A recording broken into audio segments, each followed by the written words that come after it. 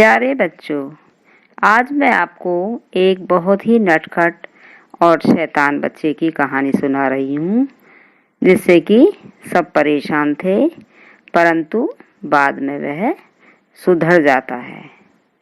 तो सुनिए मेरी नई कहानी करामाती लोटा। भोलू बहुत नटखट और शैतान लड़का था। उसके माता पिता बचपन में ही गुजर गए थे, इसलिए वह अपने दादाजी के साथ रहता था। दिन भर लोगों को परेशान करना और उन्हें मुसीबत में डालना ही उसे अच्छा लगता था। दादाजी की बातों का उस पर कोई असर नहीं पड़ता था। एक दिन गोलू को रास्ते में जाते हुए साधु बाबा दिखाई दिए, तो उसने बिना बात उन्हें चिढ़ाना शुरू कर दिया। साधु बाबा ने मुस्कुराते हुए गोलू को पास बुलाकर कहा, लो बेटा, मैं तुम्हें एक उपहार देकर जा रहा हूँ, इसे संभाल कर रखना।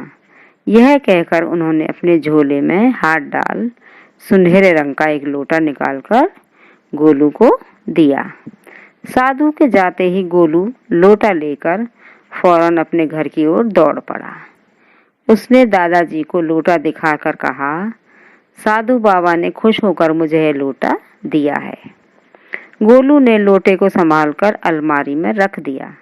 रात भर खुशी के कारण उसे ठीक से नींद भी नहीं आई।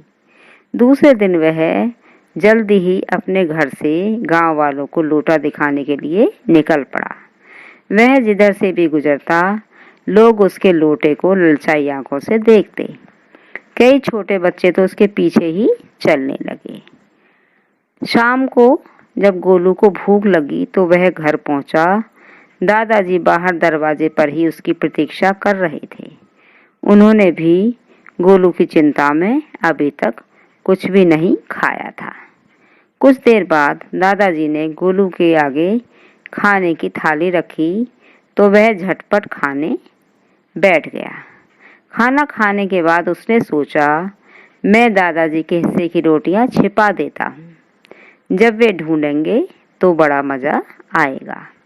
यह सोचकर जैसे ही उसने रोटियों की तरफ हाथ बढ़ाया, लोटा अचानक हवा में उड़ने लगा और गोलू के सिर के ऊपर पहुंचकर रुक गया।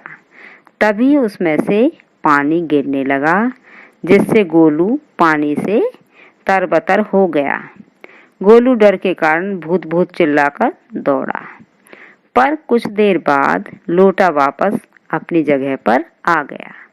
गुस्से में गोलू ने लोटे को पूरी ताकत लगाकर जमीन पर दे मारा, तो उसमें से निकले पानी ने फिर उसे भिगो दिया। गोलू परेशान था।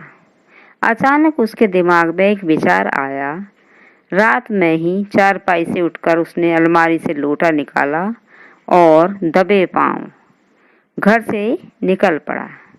नदी के पास पहुंचने पर उसने पूरी ताकत से लोटा दूर पानी में फेंक दिया। फिर चैन की सांस लेते हुए घर आकर आराम से सो गया। पर सुबह जब गोलू उठा तो यह देखकर हक्का बक्का रह गया कि लोटा अलमारी में अपनी जगह मौजूद है। थोड़ी देर बाद दादाजी ने स्कूल जाने के लिए कहा, तो गोलू खींचकर बोला, दादाजी, मैं स्कूल नहीं जाऊंगा।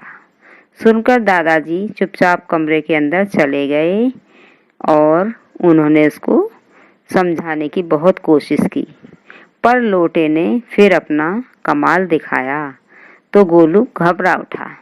जल्दी से कपड़े बदलता हुआ बोला, सुनिए दादाजी, मैं स्कूल जा रहा हूँ। अब दादाजी भी हैरान थे। स्कूल में जब भी उसने किसी को परेशान करना चाहा, तो उसे लोटा बस्ते से निकलता दिखाई देता और वह तुरंत अपने को सुधार लेता। धीरे धीरे उसकी शैतानी करने की आदत छूटती जा रही थी। अब वह दादाजी की भी मदद करने लगा था। हाँ, पर अब भी वह प्रत्येक सुबह उठकर लोटे को धन्यवाद करना नहीं भूलता था। उसी ने तो अब उसे नेक और भला बच्चा बना दिया था। तो बच्चों, आपको ये कहानी कैसी लगी? अगर ये कहानी अच्छी लगी हो तो इसे लाइक और सब्सक्राइब ज़रूर करना।